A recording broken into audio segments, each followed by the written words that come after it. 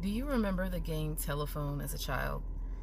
Everyone would sit in a circle, and one person would whisper something into the ear of the person next to them, who would then turn to the person on the other side of them and do the same. And then the last person was to say out loud what they heard, and it was never the same as what was originally said. That's what we're going to talk about. All right, let's get into it.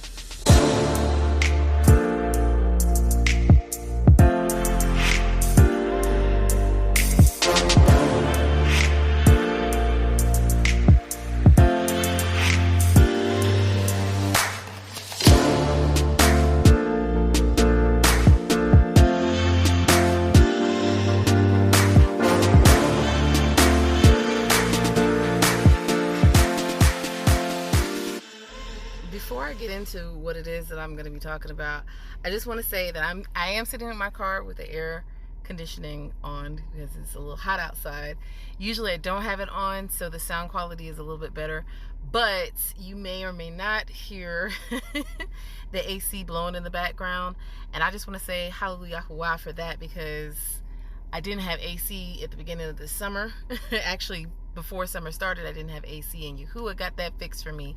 So I'm going to happily turn this on and destroy the sound quality of this episode so I can use the AC that Yahuah has afforded me to have. And with that being said, so I started off talking about telephone. The thing with telephone is the lesson that it was trying to teach us back then, and even still now, is that just because you heard it doesn't mean it's true. And you know, people perceive things and hear things differently, and by the time something gets to you, it has changed. So it was to teach us to not listen to rumors and not gossip. That was the whole lesson that we were supposed to be learning as children back then. And if you think about it, it was a good way of displaying that lesson, because again, say I whispered in the person's ear, birds fly at dawn and the owls hoot at night, and then by the time it gets to that last person, they say something like, I like Honey Nut Cheerios because the milk is cold and the cereal is sweet. Those two things are not the same, right?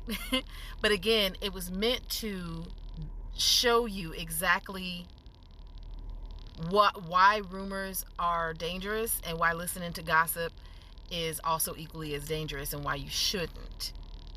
So with that being said, along that vein, it's fitting that we start in the beginning. In the very first chapter of the very first book of Yahuah's story, which is Barashayath, or Genesis, chapter 1. And I'm going to read to you verses 1 to 19, and then we'll get into everything else. Okay. So in the beginning, Yahuah created the heavens and the earth was without form and void, and darkness was upon the face of the deep, and the Ruach Yahuah moved upon the face of the waters. And Yahuah said, let there be light, and there was light. And Yahuah saw the light, that it was good, and Yahuah divided the light from the darkness. And Yahuah called the light day, and the darkness he called night. And the evening and the morning were the first day. And Yahuah said, let there be an expanse in the midst of the waters, and let it divide the waters from the waters. And Yahuah made the expanse, and divided the waters which were under the expanse from the waters which were above the expanse. And it was so. And Yahuah called the expanse heaven. And the evening and the morning were the second day. And Yahuah said, let the waters under the heavens be gathered together unto one place, and let the dry land appear. And it was so. And Yahuah called the dry land earth, and the gathering together of the waters he called seas. And Yahuah saw that it was good. And Yahuah said, let the earth bring forth grass, the herb yielding seed, and the fruit tree yielding fruit after his kind, whose seed is in itself upon the earth. And it was so. And the earth brought forth grass, and herb yielding seed after his kind, and the tree yielding fruit, whose seed was in itself after his kind. And Yahuah saw that it was good, and the evening and the morning were the third day. And Yahuah said, let there be lights in the expanse of the heavens to divide the day from the night, and let them be for signs, and for appointed feasts, and for days and years. And let them be for lights in the expanse of the heavens, to give light upon the earth. And it was so. And Yahuah made two great lights, the greater light to rule the day, and the lesser light to rule the night. He made the stars also. And Yahuah set them in the expanse of the heavens to give light upon the earth, and to rule over the day and over the night, and to divide the light from the darkness. And Yahuah saw that it was good, and the evening and the morning were the fourth day.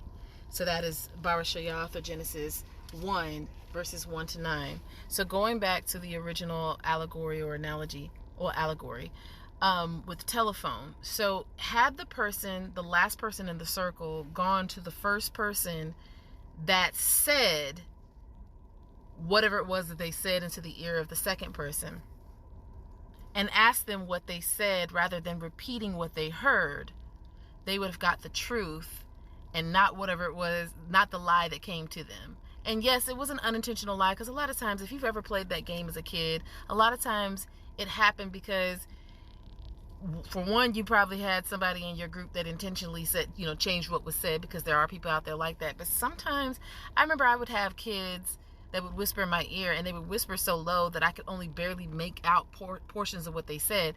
So I would then turn and whisper what it was that I heard to the next person. But again, if that last person, instead of blurting out what they heard and making themselves look like a fool because what they heard was not the truth, if they had gone to the original person that spoke and asked them what they said, they would have heard that what they heard from that person next to them and what they heard from the original speaker were two different things. And then they would have been able to see that what they heard was a lie, and this is the truth over here.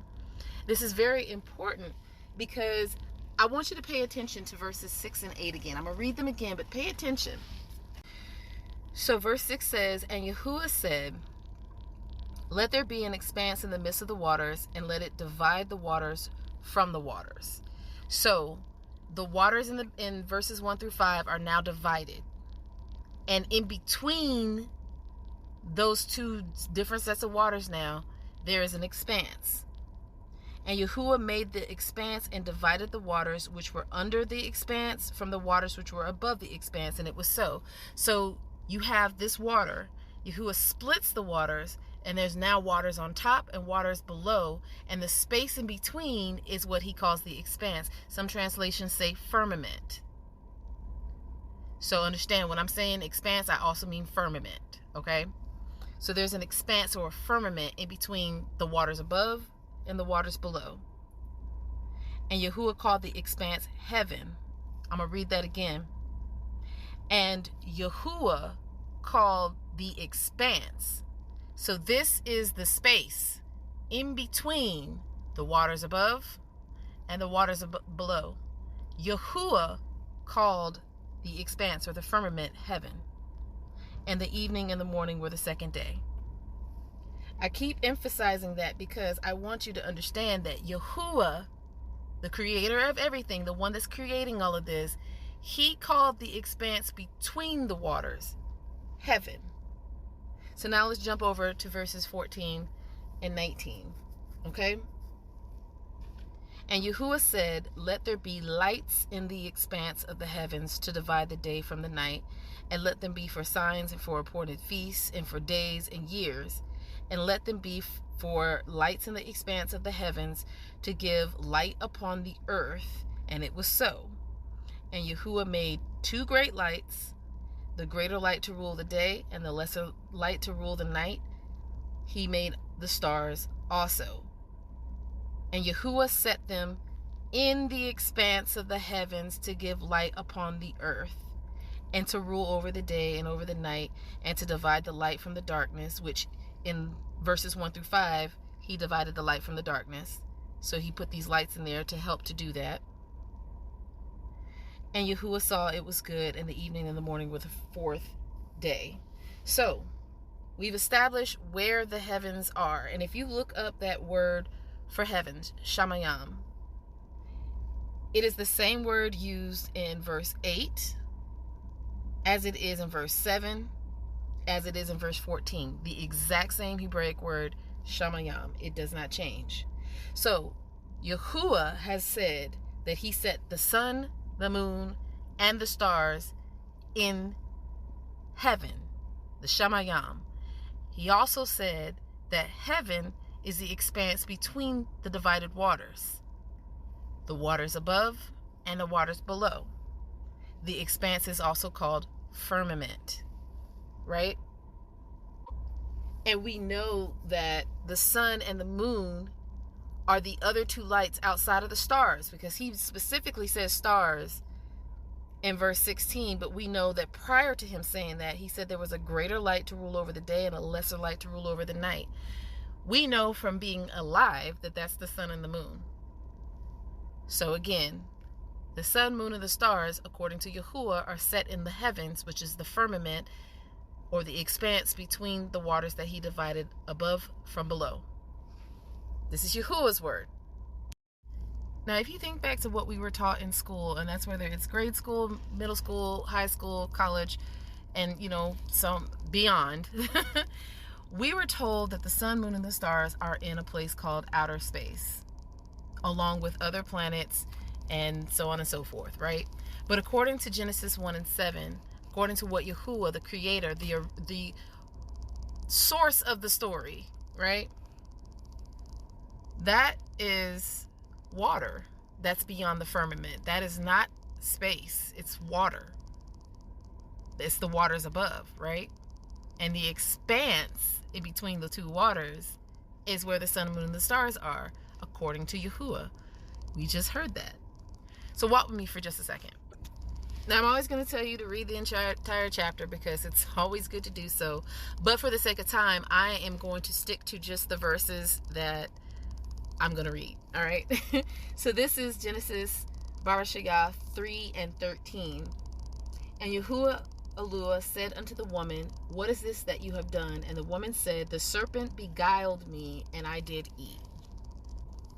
Now that word beguiled in verse 13 is the Strong's Concordance reference number H5377, and it's the word nasha, and it means to beguile and deceive.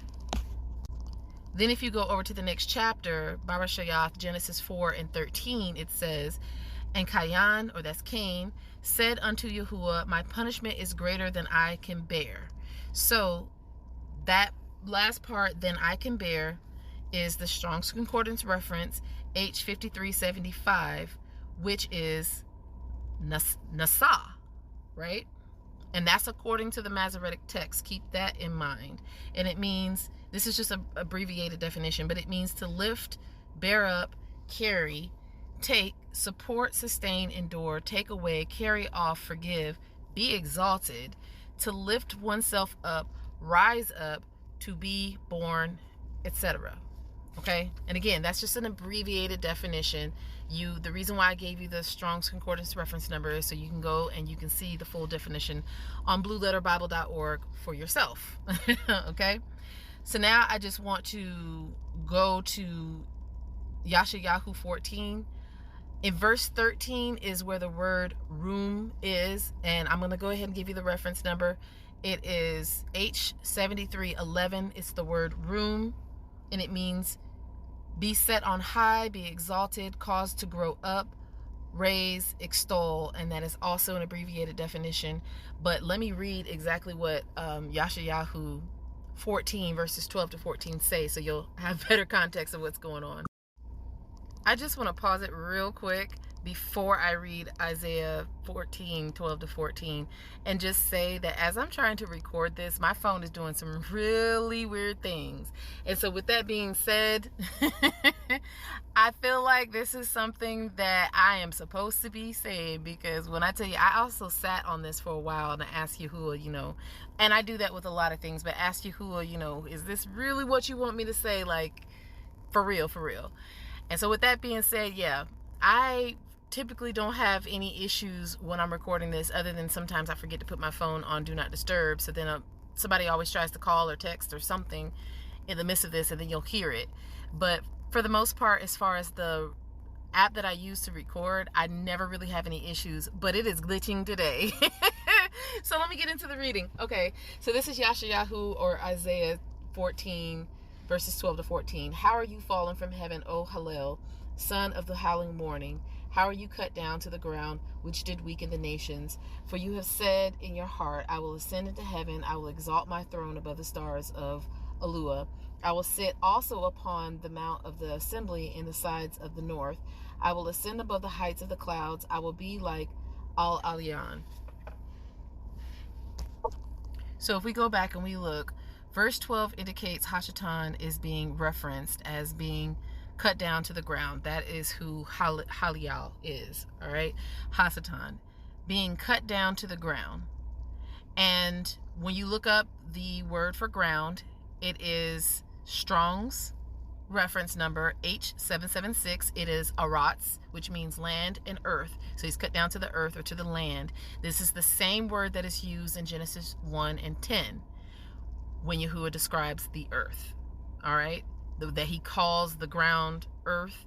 It's the same word being used. All right?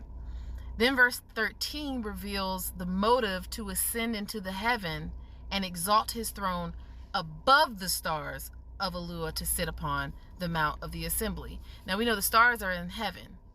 So this is essentially saying Hashatan wants to ascend into heaven and then exalt his throne above the stars. The stars are also in heaven, right? So in order to exalt his throne above the stars, he would have to exalt his throne into a place that is above heaven, right? Stay with me. And verse 14 also indicates Hashatan's motive to ascend above the heights of the clouds, which are also in heaven, mind you, to be like Yahuah Al-Alian. So the reason why that is so important is because let's go back to what we were taught. Where were we told the sun, moon, and the stars and the other planets were located? It's in a place above the firmament that we were told was called outer space. Another way to put that is it's in a place exalted above the heavens, which Yahuah called the firmament. And he specifically told us that above the firmament is water, not outer space. Now here's the truth mixed with the lie. You can't breathe in outer space, you float in outer space. You know why this lie was told? Because what do you do in water? You float. And if you try to breathe it, you're going to drown. So you can't breathe in water, and you will float if you were to jump in a pool or a lake, a sea, an ocean, any of that stuff, right? So that's the truth mixed in with the lie, which makes the whole thing a lie, but still, just trying to paint this picture. Now, I want to bring this up. Who was it specifically that told us that the sun, moon, and the stars were outside the firmament in a place called outer space? And I'm not talking about spiritually who told us. I'm talking about who in our lives told us this. Was it none other than NASA? Or rather, the National Aeronautics and Space Administration? So this is an administration of space and aeronautics, right? Who are telling us that there's a sun, moon, and stars in this place called outer space, which is above the expanse that Yahuah called heaven, and said that he put the sun, moon, and the stars.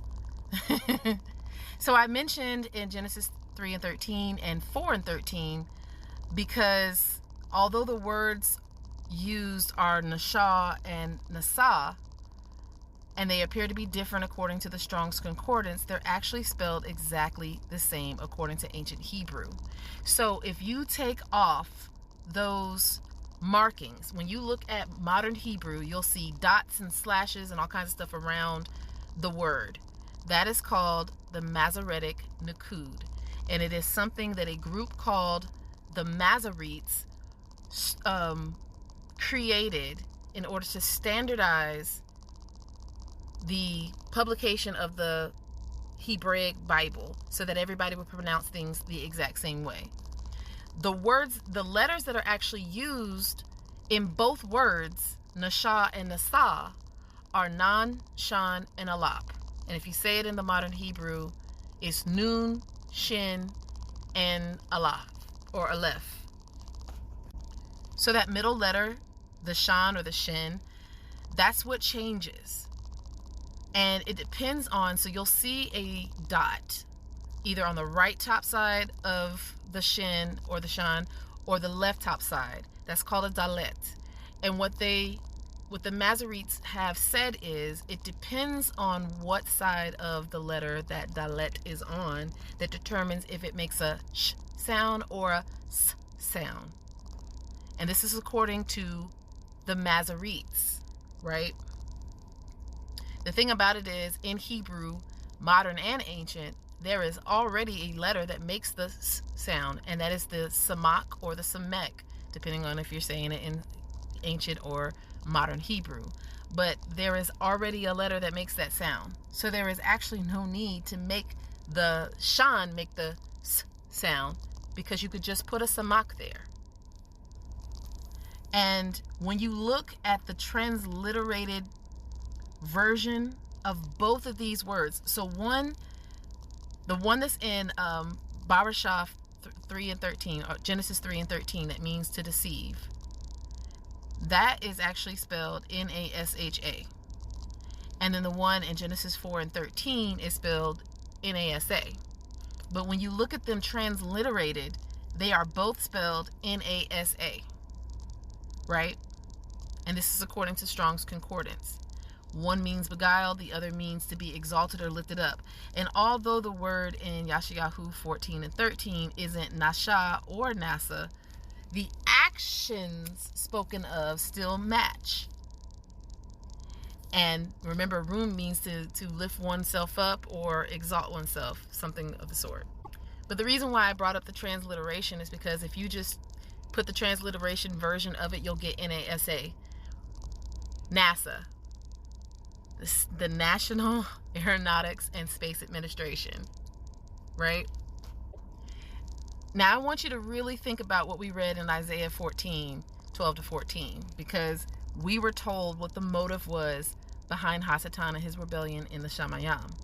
His rebellion in the Shamayam, right? We were told that he wanted to exalt his throne above the stars and the clouds, which were in the Shamayam, which means that his throne would be in the waters above, that he has told us through the National Aeronautics and Space Administration is outer space, right? If you look at the NASA symbol, the logo, you'll see the letters NASA.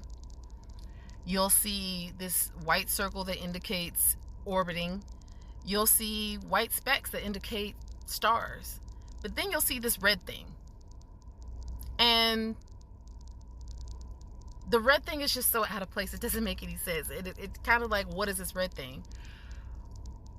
But if you really look at it, it looks like a snake's tongue.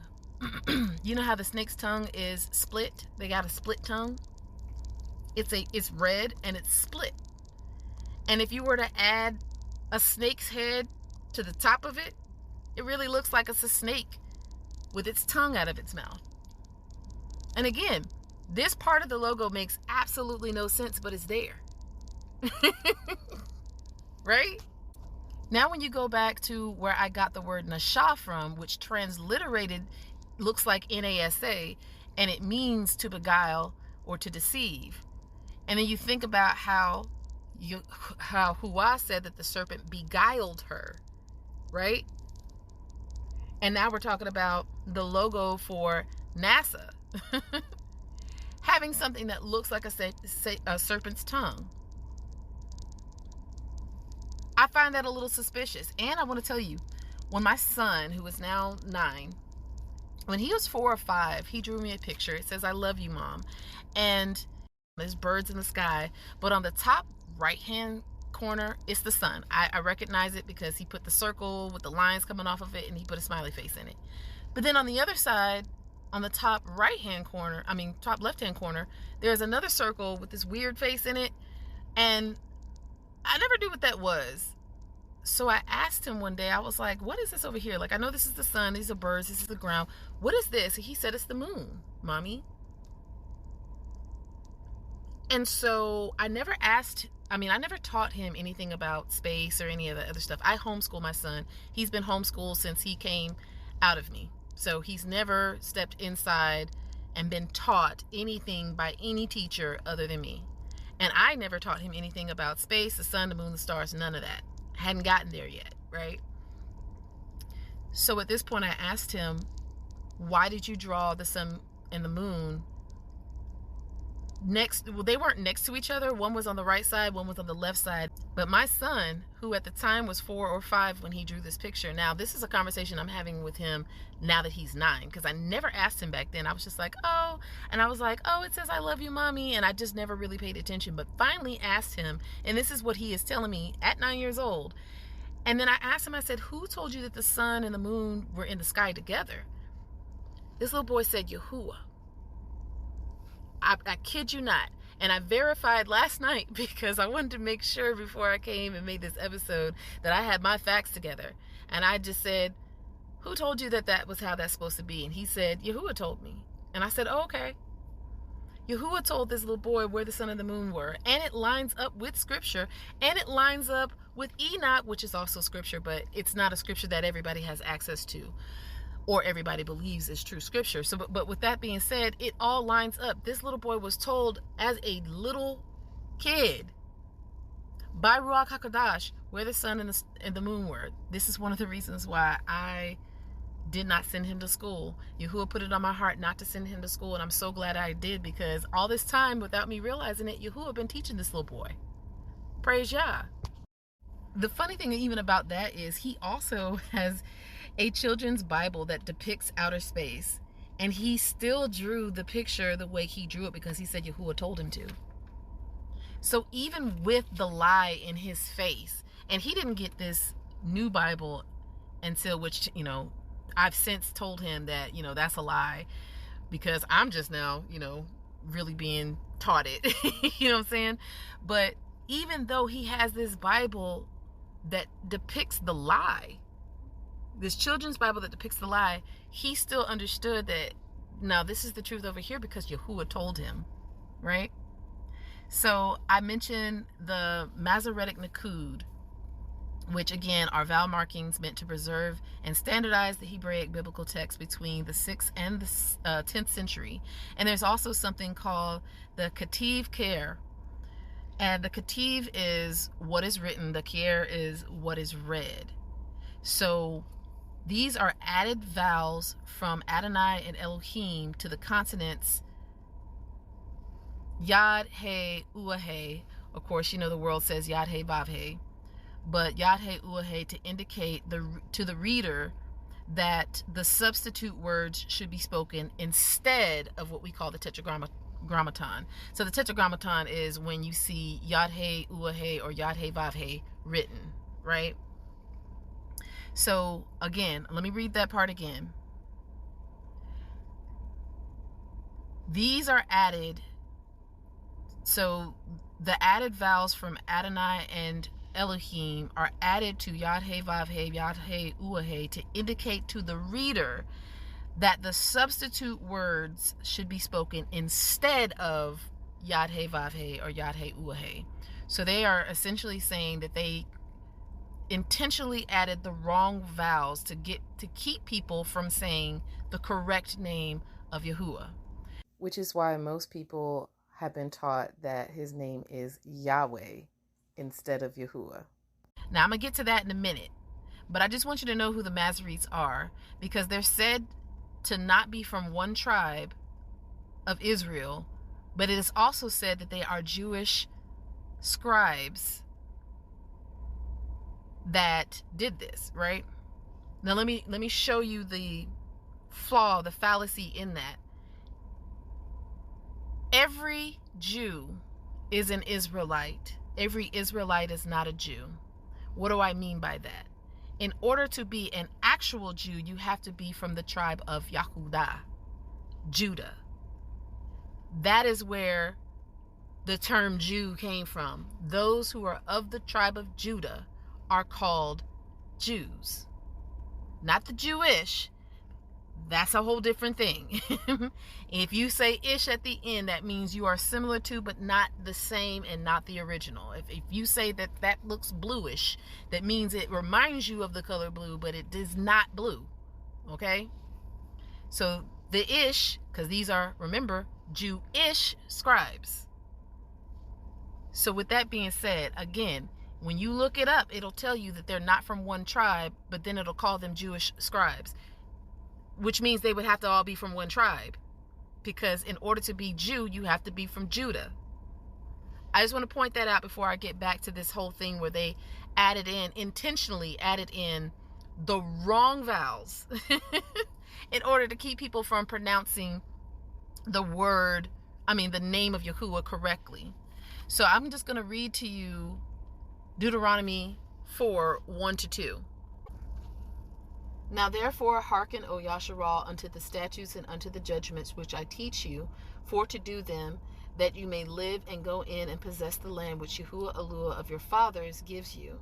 You shall not add unto the word which I command you, neither shall you diminish aught from it, that you may guard the commandments of Yahuah Eluah which I command you. Before I go further, I also want to read to you Revelation 22:18-19.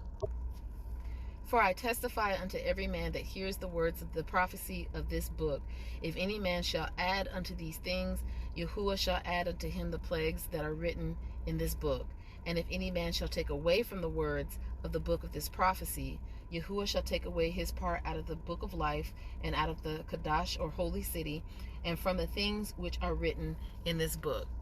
Now I read those because I want to show you the consistency in Yahuah's character. He does not like when you add to or take away from his word at all. No matter the circumstance, we are not supposed to add to or take away from his word. It was a commandment he gave to his set apart people. It's a commandment he gives to anybody that reads the book of Revelation. Do not add to or take away from his word. But what did the Masoretes do? They took the correct way you say his name, and they perverted it by adding in false vowel markings to keep people from actually saying his true name the way he intended it to be spoken. And they said, according to their doctrine, that they did this to avoid profaning Yahuah's name, which was seen as a violation of the third commandment, which is in Exodus or Shemath 20:7. I'm going to read that too. So Shemath, Exodus 20:7 says, you shall not bring the name of Yahuah Eluah to naught, for Yahuah will not hold him guiltless that brings his name to naught. So to naught just means vain.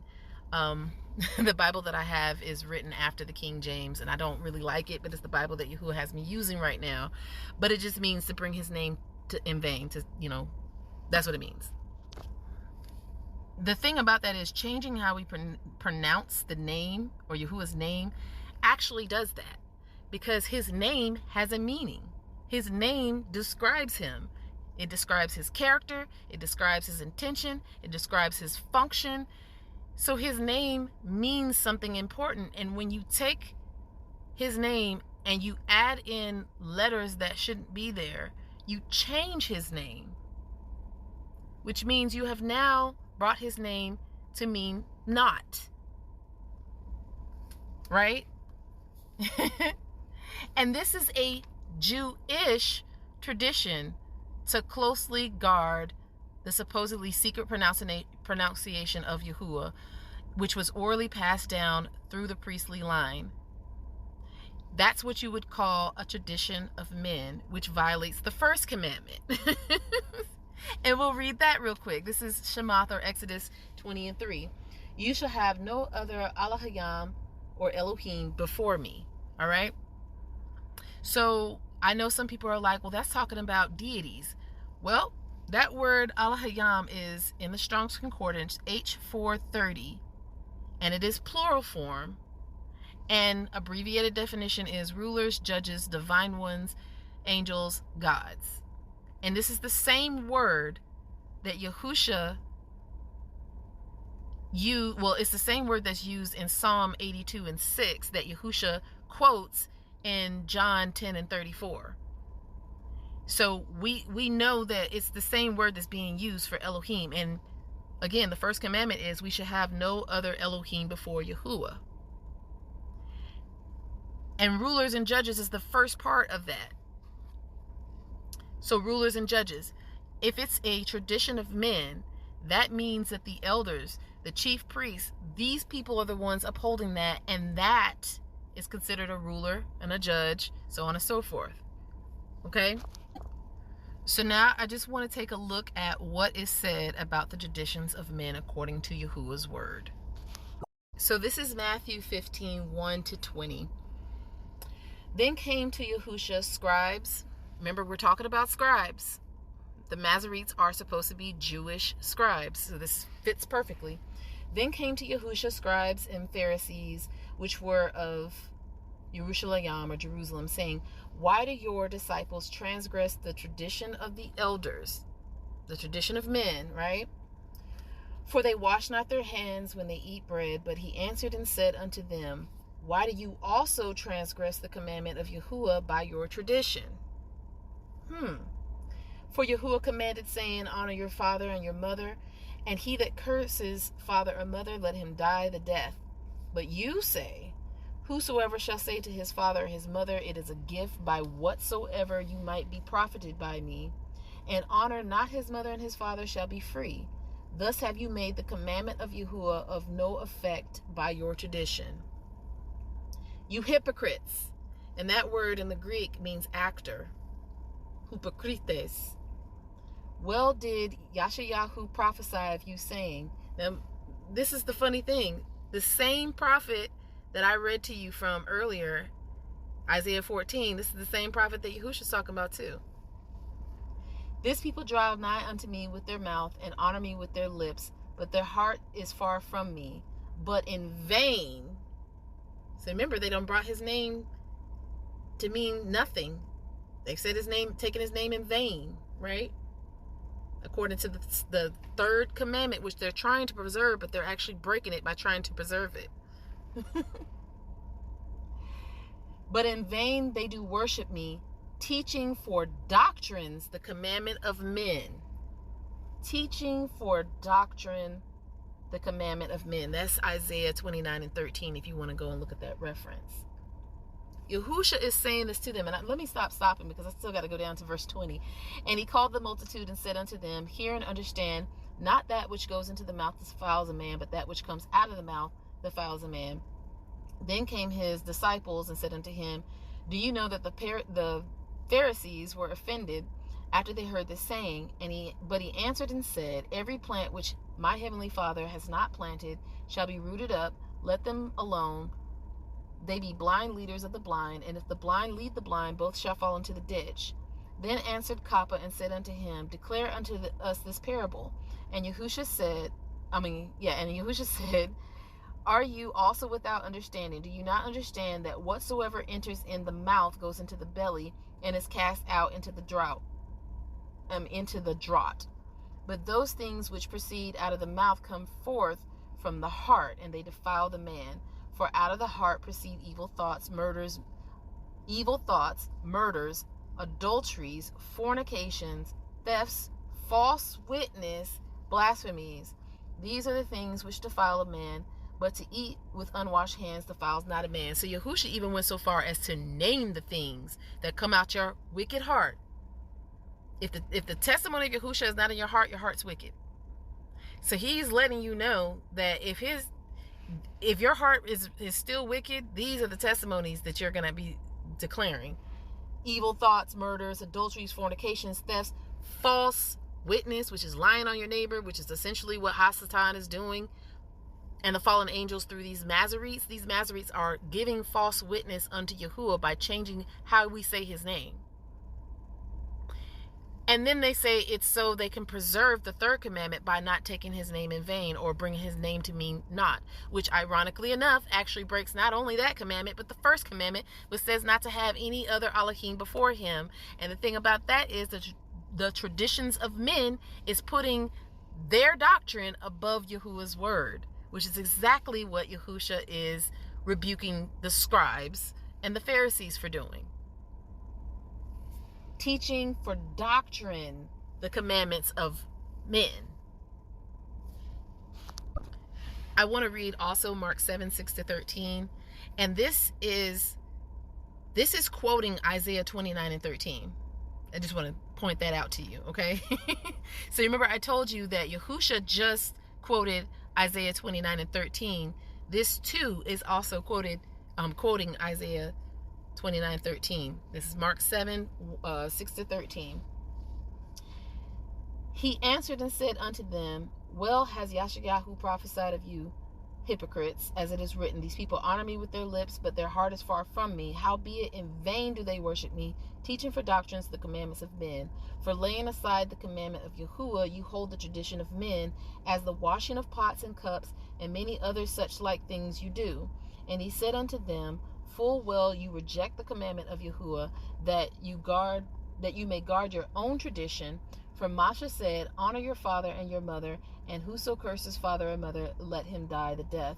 But you say, if a man shall say to his father or mother, it is korban, that is to say, a gift by whatsoever you might be profited by men, he shall be free, and you suffer him no more to do aught for his father or his mother, marking the word of Yahuah of no effect through your tradition, which you have delivered, and many such like things you do. So he's saying you don't just do this, you do other things just like this.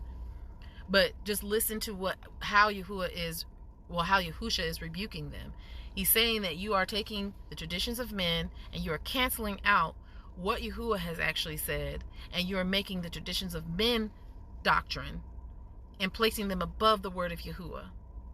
And when you going back to Jewish, they have a book called the Talmud, right? The Talmudic text does the exact same thing. It takes the commandments of Yahuah and it makes them second to the oral traditions and so on and so forth of Jewish elders and scribes and all this other stuff. And remember, Jewish is not Jew, and it's not Israelite either. Remember that. And then the last thing I just want to read, Colossians 2:8. Beware lest any man spoil you through philosophy and vain deceit, after the tradition of men, after the rudiments of the world, and not after Mashiach. So don't let anybody deceive you with all this hoopla that they're spewing out, right? Because it's not after Yahusha, it's after men. And these men specifically are vessels of the fallen angels or unclean ruachs. I further want to add in James 2:8-10. If you fulfill the royal matzbah according to the scriptures, so the matzbah is the Torah, so law. If you fulfill the royal law according to the scripture, you shall love your neighbor as yourself, you do well. But if you have respect of persons, you commit sin and are convicted by the Torah as transgressors. For whosoever shall guard the whole Torah and yet offend in one point, he is guilty of all. So in the attempt, at least they say, the attempt to preserve the law, they're actually breaking the law, which according to Yahuah, if you try to keep the law and you break one aspect of it, you're guilty of breaking it all. And you can see that because they tried to keep the law, the third commandment, but then it caused them to actually break the third commandment and the first commandment, and I'm pretty sure other commandments in there, because you're also bearing false witness. It's a lot of it's a lot of stuff in there. You're actually breaking the law by something that seems so simple as, we don't want people to take Yahuwah's name in vain. We don't want anybody to bring disrespect to his name, so we're just going to change how it's said. So whenever anybody is saying this right here, they're not actually disrespecting Yahuah, but you're disrespecting Yahuah, because his name has a function, his name has power, his name has meaning, his name is his character. You're taking from him, or at least when it comes to other people, you can't really actually take from Yahuah, but you are robbing him of his glory by doing this. I also find this kind of interesting. So if you go back to Exodus 20:7, that word vain, in most translations it'll say bring his name to taking his name in vain. So if you look at that name vain, so according to the Masoretic text, it is shav, right? S-H-A-W-V.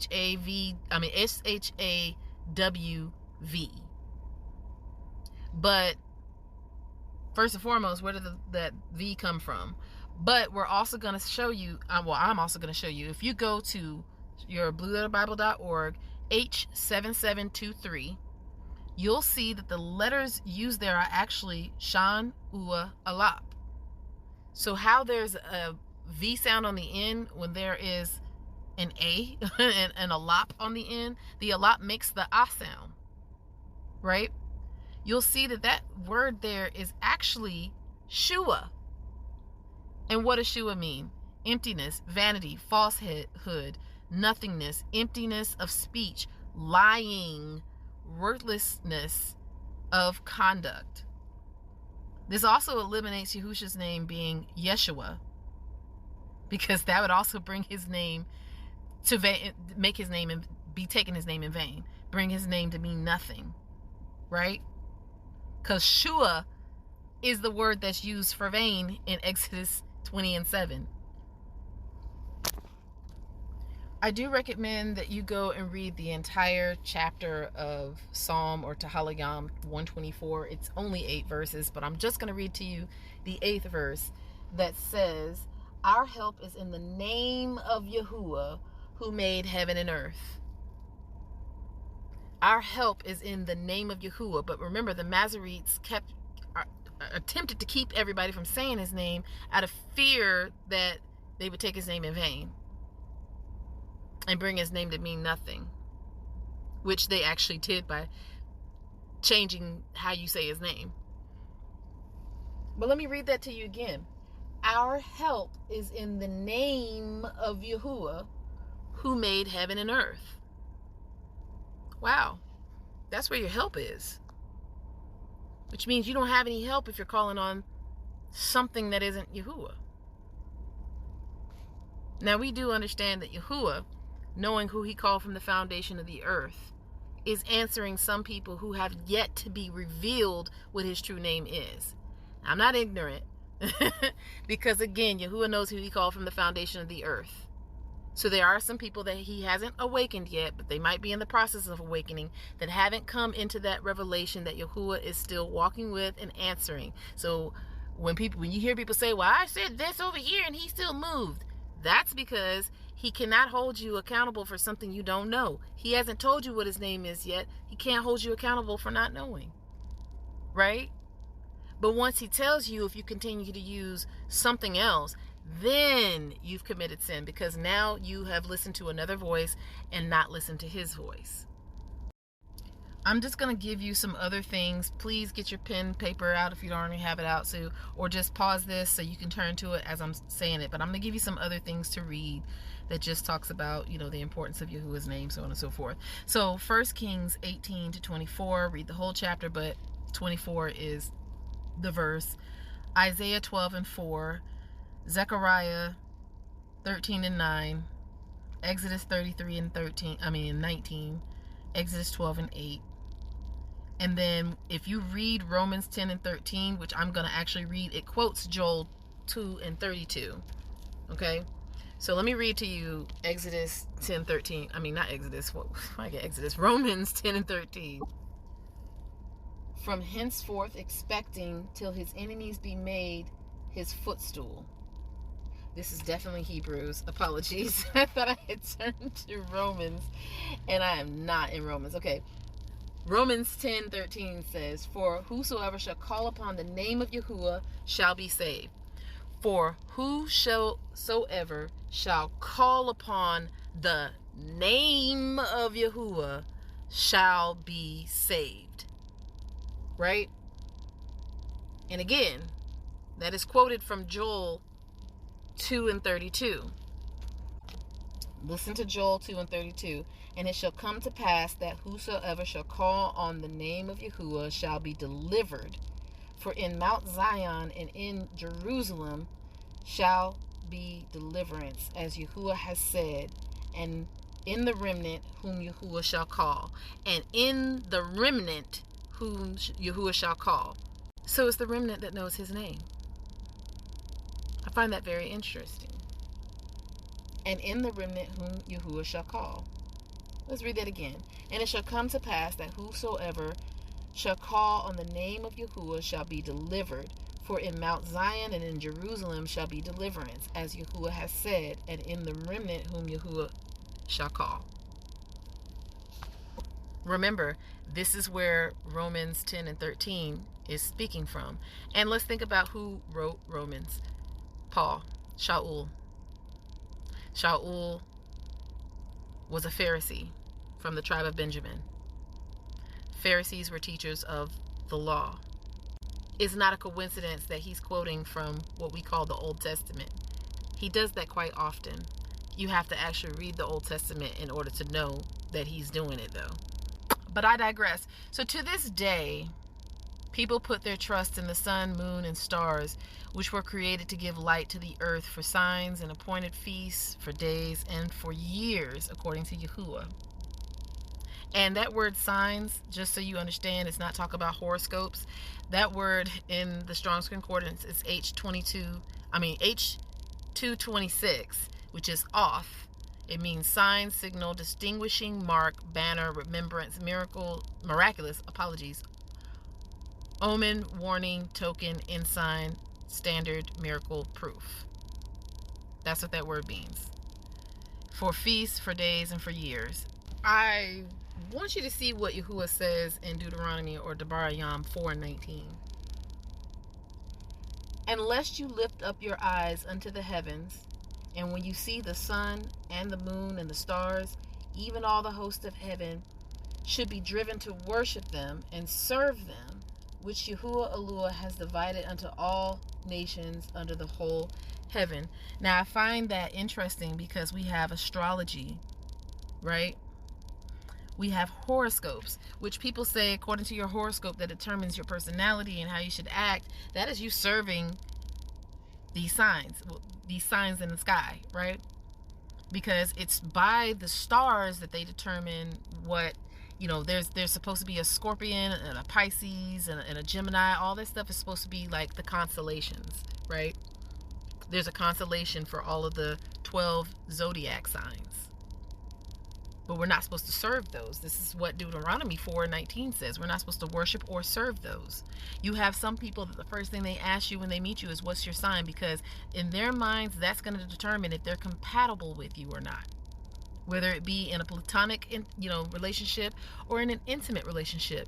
That's the first thing they do. They want to know what constellation you serve. And that's from astrology. You also have meteorologists that study weather patterns.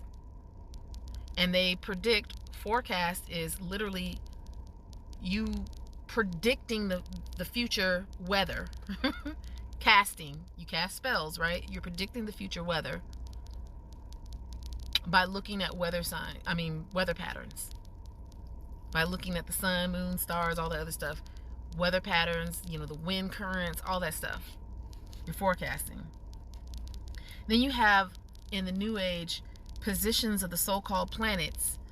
For instance, you've probably heard somebody say, oh, Mercury is in retrograde, right?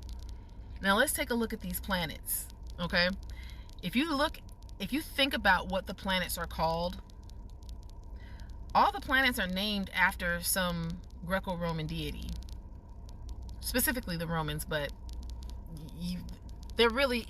it's really the same deity, different culture, right?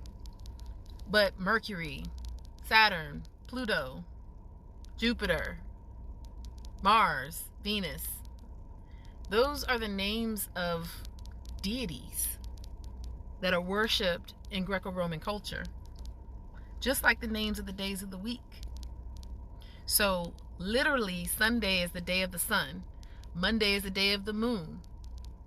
Tuesday is the day of Mars, because Tues is, I want to say, the Norse equivalent of Mars. So the day of Mars. Wednesday is the day of Odin, or Woden, right? Which is also Mercury in a different culture. So it's the day of Mercury. Then you have Thursday, which is the day of Thor or Jupiter in some cultures. So now you have the day of Jupiter. Friday is the day of Freya or Frigu, which is Venus in the Greco-Roman culture. So you have the day of Venus. Then you have Saturn's day. which is Saturn, the day of Saturn. Okay, and then you start the week over again. You're literally worshiping the sun, moon, and the stars simply by saying the names of the days of the week. When Yahuah created the days, and you heard it, I went all the way to the fourth day because verse 19 in Genesis 1 stops at the fourth day. It doesn't go to, you have to read the rest of the chapter to get to the fifth and sixth day, and then the beginning of chapter 2, it starts the seventh day, which is the Shabbat, right? But Yahuah just named the days he numbered the days. That's what he did. He didn't name them, he numbered them. Which is the first day, which is the second day, which is the third day, which is the fourth day, which is the fifth day, which is the sixth day, which is the seventh day, or Shabbat. That's the only one which Shabbat means seventh day, right? So, Yom Ahad would be how you would say the equivalent of Sunday. It literally means day one. Yom Ahad. Yom Shanei, day 2. And Yom Shaleshe, Yom Rabbe, Yom Kamashe, Yom there's one that I'm missing, but that is, you would say day 1, day 2, day 3. And as a matter of fact, if you don't want to learn the Hebrew, just say day 1, day 2, day 3. We know which ones, where they fall on the calendar, right? But do you see how the serpent is still beguiling the woman? Because remember, we're supposed to be the bride of Yahusha, which makes us the wife, the woman. You see how the serpent is still trying to beguile the woman? And every day we wake up and we have a chance to listen to Yahuah or listen to the serpent. We still have a chance. We're still making that decision. And Yahuah allows us to make that decision. He doesn't interfere. We do have to suffer the consequences if we choose death over life. Because when we listen to him, we're choosing life, which is Yahusha, our husband. But if we listen to another voice, the traditions of men, serpents, all this other stuff, we're choosing death because that's sin, and the wages of sin is death. And then if you look at the origins of the Babylonian feasts, you'll also see that they're usually worshiping the sun, moon, and the stars in some way, form, or fashion. Halloween or Samhain. Yule, Saturnalia, New Year, Lupercalia or Valentine's Day. Like, when you really look, Thanksgiving, when you really look to see the origins of these holidays, you'll see that they are actually rooted in the worship of these deities once again, because we know that we don't wrestle with flesh and blood, but we wrestle against powers and principalities and wicked rulers in where? Heavenly realms. Wait, so that means that the wicked rulers are in the expanse? But they told us they were above the expanse, which would exalt Hashatan's throne above Yahuah. Huh.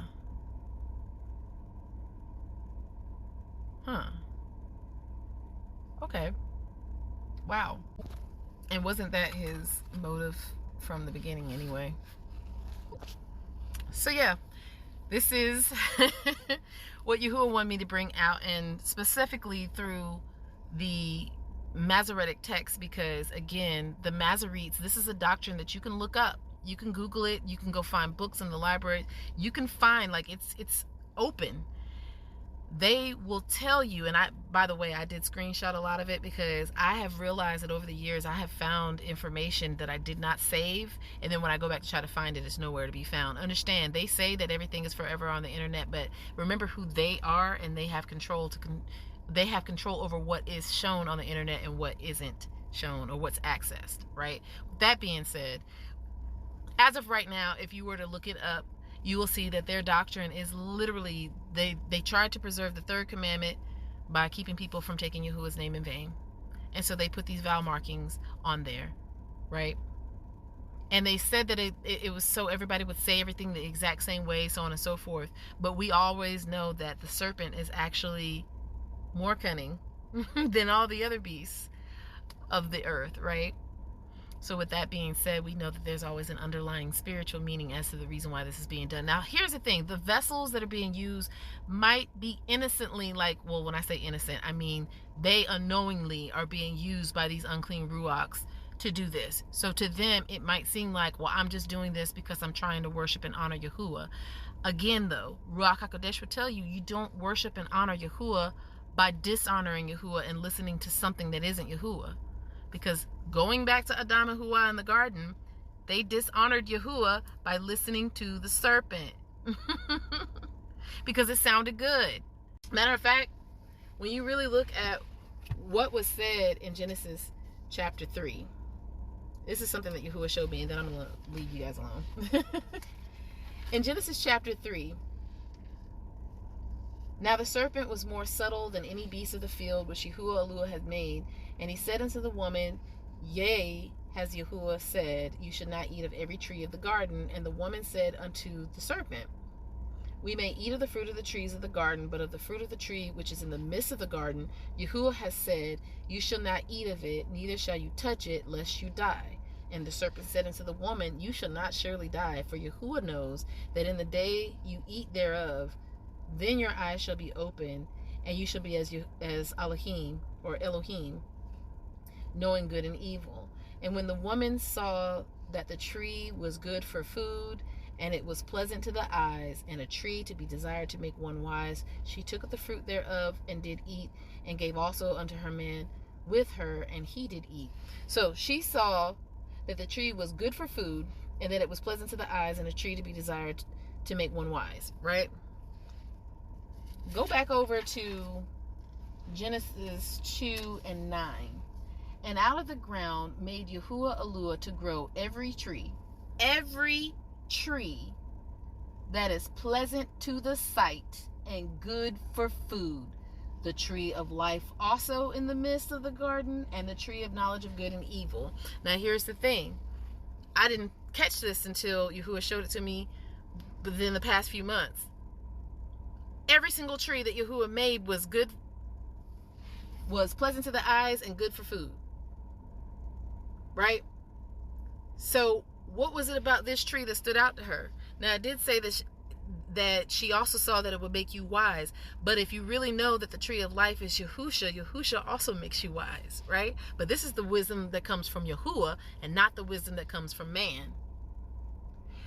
So essentially, she had two choices. Well, she had a choice to make. Choose life, which is the tree of life, literally called the tree of life, or to choose death, which is the tree of knowledge of good and evil, and she chose death, and so did Adam, which is why they spiritually died. But had they chose life, they still would have received knowledge. That's the thing that makes me really go, wow. And obviously, they probably didn't know this. I don't know. I wasn't there. I'm not Adam. I'm not Hawa. I wasn't there. I don't know. And I can't even say that I wouldn't have made the same wrong mistake. I'm not coming down on Adam and Hawa, because we all make mistakes every single day. It might not be this mistake, but it's another mistake, right? But with that being said, they had a choice and they chose wrong. And Yahuah did exactly what he said he was going to do, because they didn't listen to his voice. And we know if we sit at Yahusha's feet and we learn from him, what are we learning other than the wisdom of Yahuah? Because he only does what he was taught of his father. And he only says what he was taught of his father. So if we sit at Yahusha's feet, we're essentially sitting at Yahuah's feet and learning the wisdom of Yahuah. So I just think it's ironic that she still would have received knowledge in Yahuah's timing, but she still would have received knowledge if she had just eaten from the tree of life, because tree wasn't a tree that was off limits to her. It was this worldly knowledge that was off limits to her. Feel me? All right. So with that being said, if you want to get in contact with me, you can reach me at replenishme@gmail.com. That's RIPLENISH me@gmail.com. I also want to say that I have a new podcast. It is called Set Apart. And if you want to reach me at Set Apart, you can reach me at mysetapartlife@gmail.com. But it is also on Spotify. It's hard to find though, so you do have to type in my name when you type into the search bar. So type in Set Apart and then Abadyahu, ABADYAHU, A, B as in boy, A, D as in dog, YAHU. So Set Apart, Abadyahu, so you can find it, because apparently there's a whole bunch of other podcasts called Set Apart.